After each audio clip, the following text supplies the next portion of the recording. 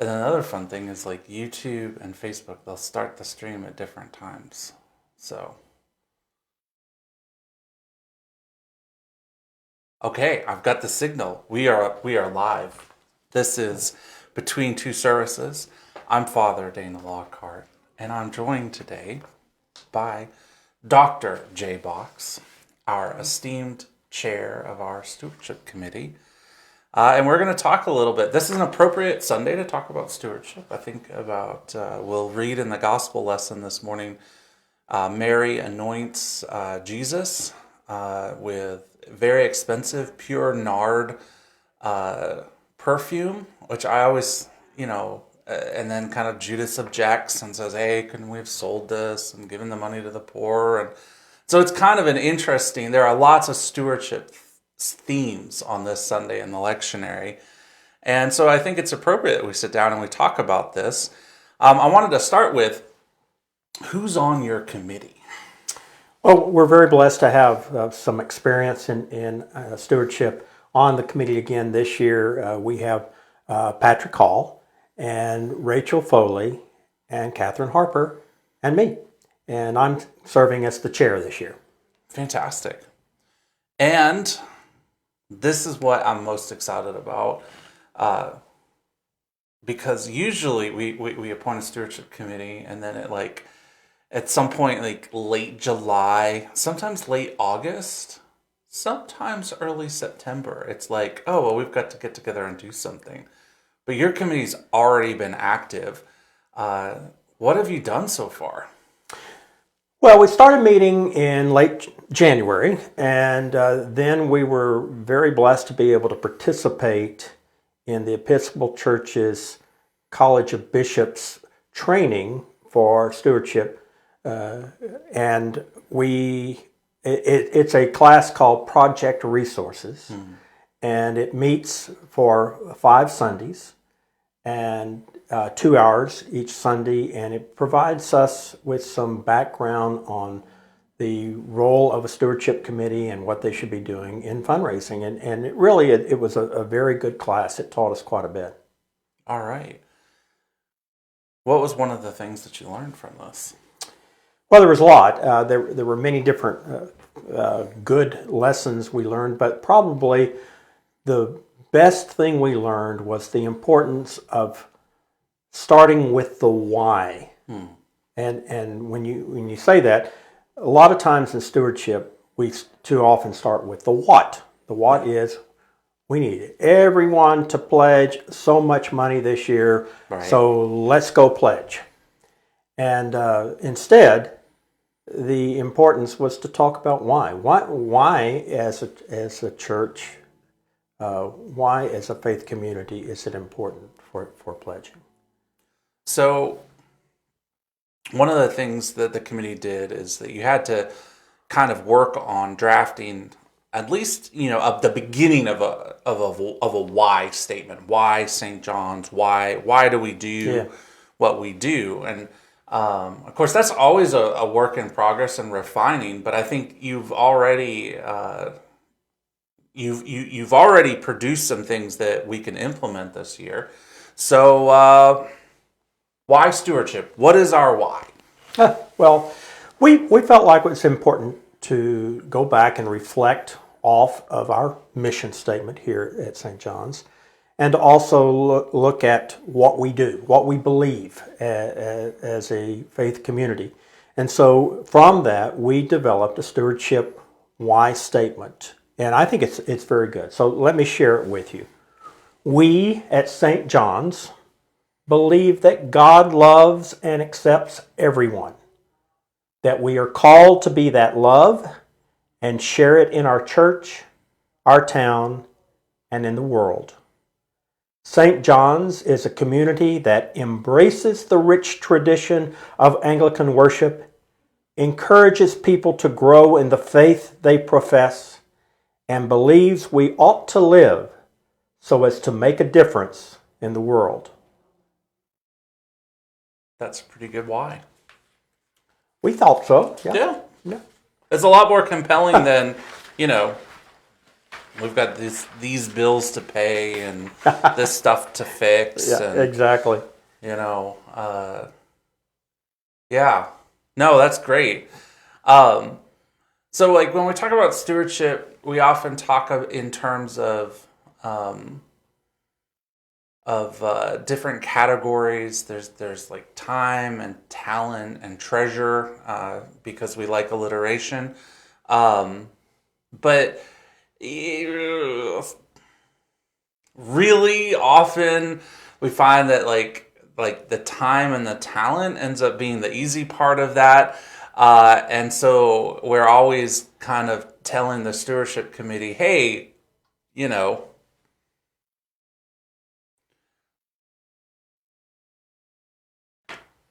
what about the treasure? Yeah. So isn't a stewardship campaign more focused on the treasure part? The giving of money.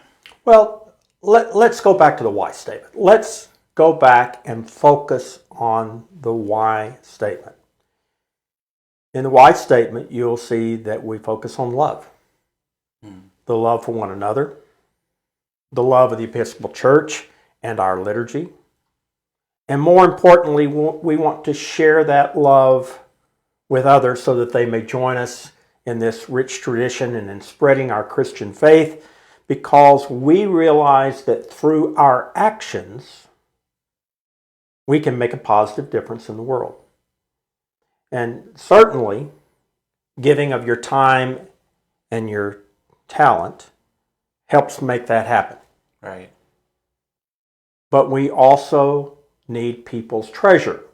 Yeah. We need their money to support these efforts.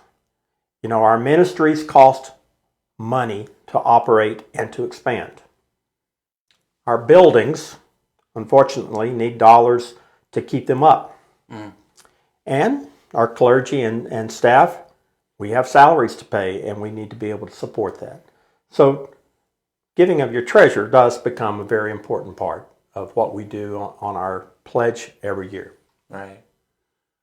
And really, like when we break down time, talent, and treasure, you know, it makes sense to have those different categories, but you know, they're not all together separate things, right? So most people spend a good chunk of their time working, and so excuse me, the treasure part is also a reflection of their time, the time spent outside of church and away from church.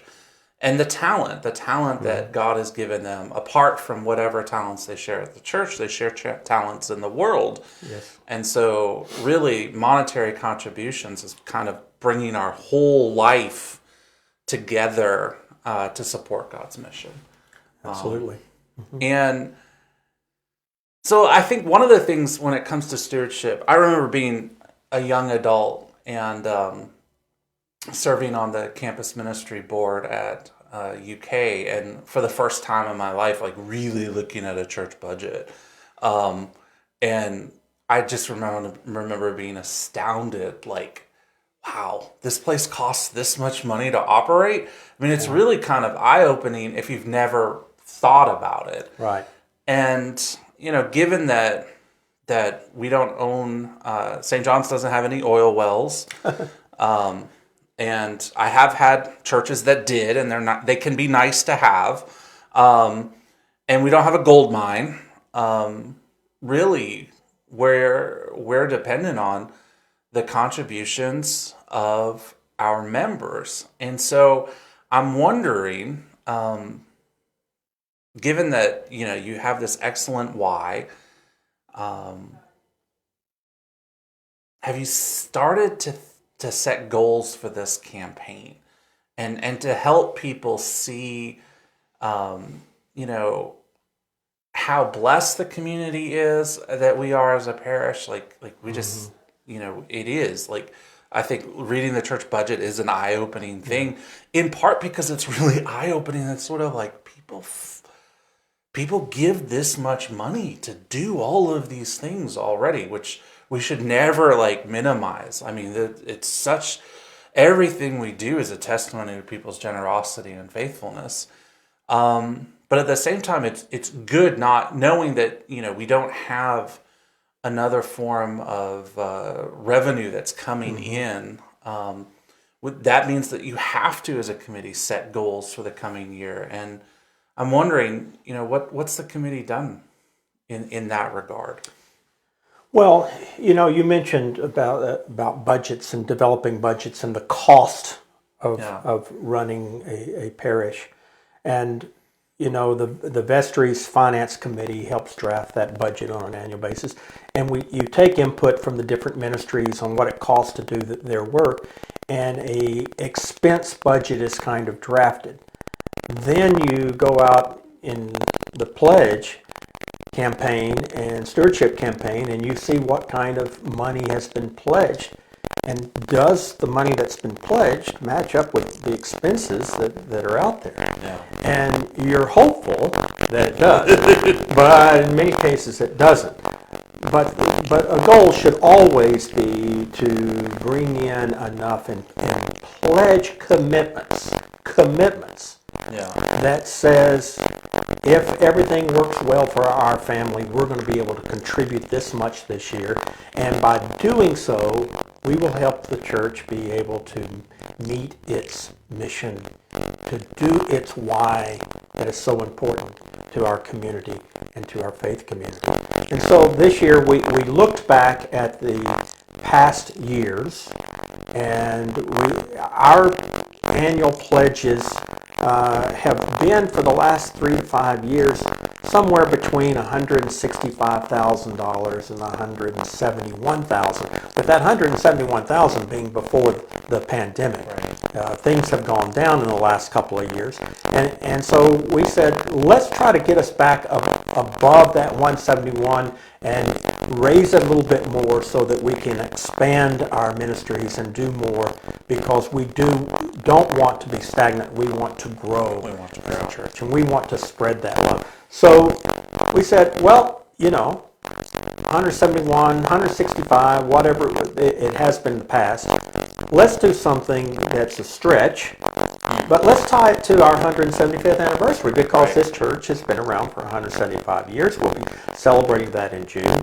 So we agreed that we would set a monetary goal of raising $175,000 in pledges for this year. And that would help then the vestry be able, when it's setting its budget, know that we have that commitment from our membership to be able to meet the budget needs for this 2023. And so what's the effect of that? Yeah, what is the effect of that? Yeah, so, let's say that jumping to 175,000, that's a little over 6% increase. Yeah. Okay? So let's say that you're a family that pledges $1,500 a year. A 6% increase would be $90 more for a year. And so, that's $7.50 a month. That's not a big increase, and that's something that is fairly doable by most families. Yeah. Well, and definitely, in looking to increase, I think it helps us also when we sit down in our family and our household budgets, sit down and think about what our priorities are, how we use our money. There are things that, of course, that people don't have that much say over. You've got a mortgage, you've got a car loan, you've got student loans. That's not discretionary spending. Right. But you think $7.50 a month. I mean, that could be 1.5 fewer trips to Starbucks, for instance. Depending on what you order. I mean, it might be 1 trip to Starbucks depending on what you order. And that helps us sort of see, okay, so it helps us start putting tangible effects of our discipleship into our day-to-day lives. I'm going to prioritize the mission of the church over something else in my life, so that the giving that I do, and really I think that the best stewardship teachers I've ever heard have all emphasized the fact that giving to the church shouldn't hurt, right? You don't want to. This shouldn't be bleeding you dry, but it should be enough that you notice it. It should be a meaningful when we're in tune with the Spirit. Then our contributions are meaningful, and it is something that we're not just throwing the loose change into the plate. We're actually saying I'm prioritizing this in my household budget. So if you think about this year, I mean, you're already doing all of this good work, developing a why statement, getting training, setting goals. For on the congregations and what's that going to look like? What's the stewardship campaign this year? When's it going to start? When's it going to end? Well, one thing that we're trying to move to is the understanding that stewardship is an ongoing, scheduled activity for the church. But the actual campaign part, we're planning on starting in October and probably ending mid-November, so about 6 weeks, 5 or 6 weeks in length, with ending with bringing the pledge cards forward for Pledge Blessing Sunday on I think it's November 20th, the third Sunday in November. All right. I'm thinking about this past Wednesday, we had Dr. Beverly Kingsley on for our fourth session of our Lenten study, and we were talking about the church and how things change over time. I mean, studying Virginia Carey Hudson's writings, she was writing in 1905 and here at St. John's, and so the conversation kind of drifted towards. At one point, one of our members brought up remembering mite boxes. Yeah. Little opportunities for kids where they would put, if you got 50 cents in allowance, then you'd put a nickel, and really that the kids would then bring that forward. And apparently this was because Beverly also remembered practices like this. And I can kind of remember in Sunday school, mom or dad handing us a quarter or 50 cents and taking up a collection with that. And I think about as we as a parish try to embrace year-round giving, also sort of like everyone kind of contributes. And because it strikes me, listening to people who are talking about things that happened sometimes 70 years in the past, how much that formation as kids had really stuck with them. And is that something that the Stewardship Committee is giving some thought to?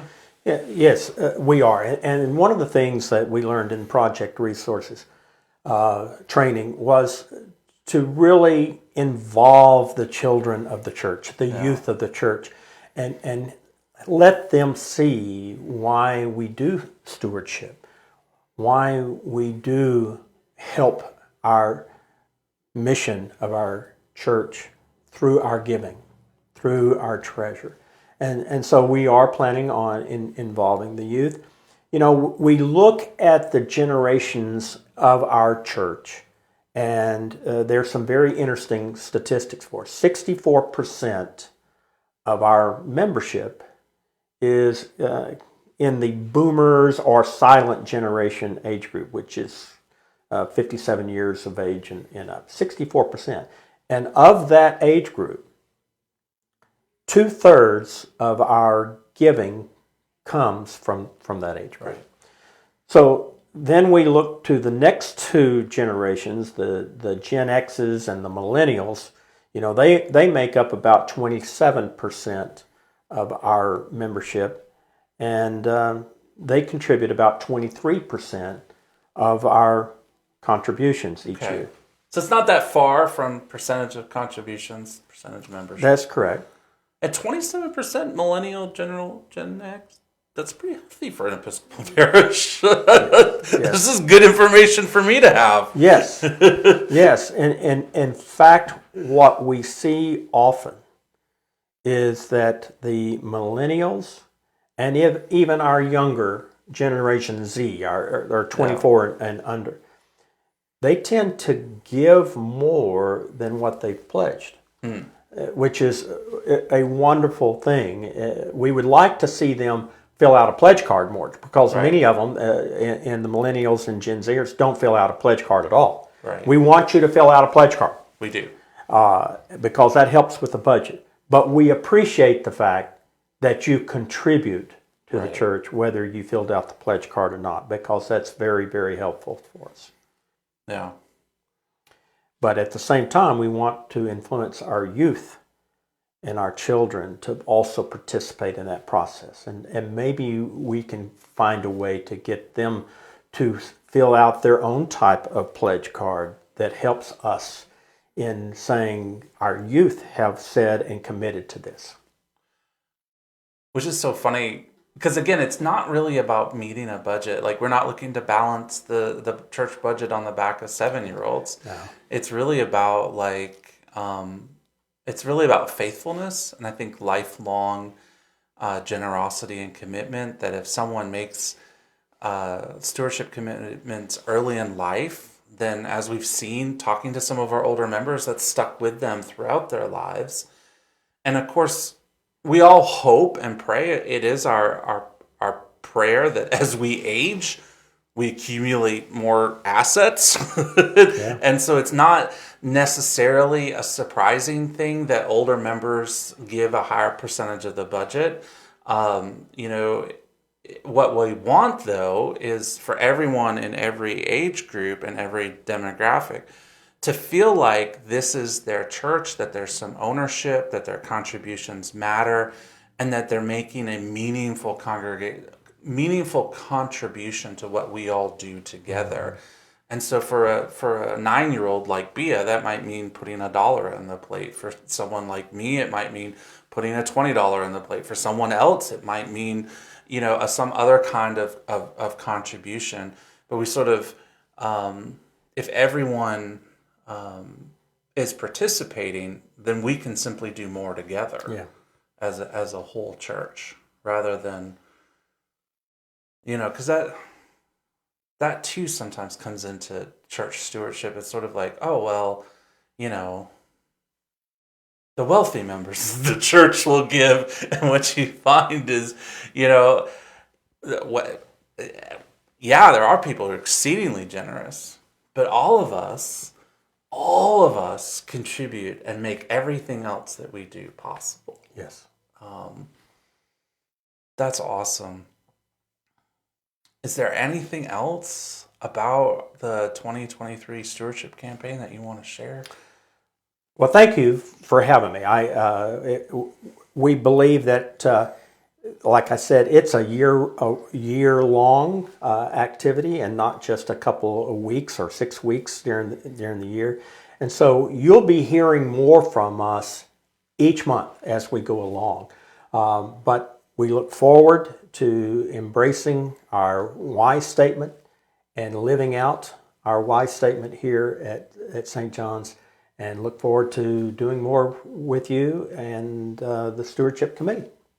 Awesome. Thank you. The final note that I wanted to kind of end on, I don't know if you remember back before COVID, BC, we did the Holy Cow inventory. My daughter reminds me of this occasionally, me dressing up like a holy cow. But one of the things that we heard back from the parish from that inventory is they asked some stewardship questions. And one of the stewardship questions was, it's sort of, what determines what you give? And the answer that we got from the parish was that on the whole, the vast majority of people didn't base their giving on the state of the economy. And I remember going into COVID and talking to the vestry about this, and was like, well, we're about to test that one. And even with all of the economic uncertainty, the looming kind of crises that we see and observe, an ongoing pandemic that it has been hard to predict, what the parish told us in the Holy Cow inventory really has been borne out. And I think the resilience and the faithfulness of this church is always something I want to lift up. As we set goals for the future, I also want to celebrate the fact that, we are in so much better shape in so many ways than we thought in the darkest days of March 2020. And that's because of really your love for Jesus, your love for the parish, your love for the world, and your belief in that the ministry that we do matters. And so, Jay, I give thanks for your committee and the hard work you're doing, and I am excited to see what comes out of the stewardship campaign. Thank you, Father Dan.